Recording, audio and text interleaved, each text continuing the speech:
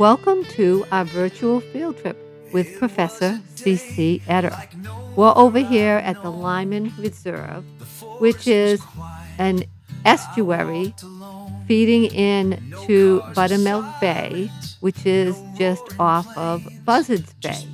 This is the All Trails Reserve trail map, and you can see we're not at a high elevation, but we are a little bit up, and we'll be working our way down this path. Here is from iNaturalist, and you can use that for a few of the organisms that we also included as pictures on our trail walk. And here is one of them. And continuing down through this upland forested area, we will get down to the estuary. Here is another plant that you can ID. And is just a short trail on down. There are our lichen along the way. We'll have two other lichens, different types of lichens. And here's one, there's a second one, this one representing more of a clean air quality in this area, albeit we're going to see that we're relatively close to the roadway. And this rock was up towards the parking lot, and that type of lichen is able to slowly grow in poor air quality. Here's another organism that hopefully, again, iNaturalist or picture this or a dichotomous key can help us identify. And another low bush. And we're beginning to peek in and see a lot more sunshine as we get closer to the marsh, and another tree there.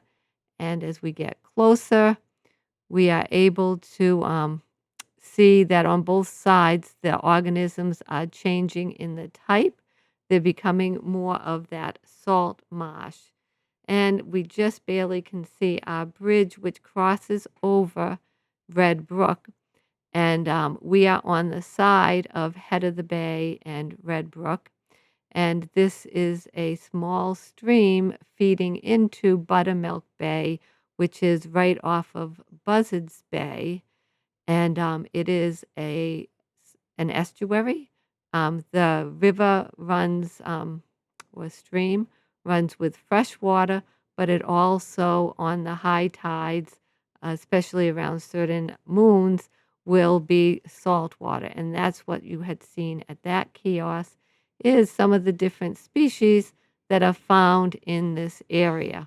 And this area does have a lot of different species, but the ones that we typically associate is this one right here, which is lining both sides of the Salt Marsh River estuary. And we also have last year's organism right here, which is representative of a marsh, and that's on the freshwater side.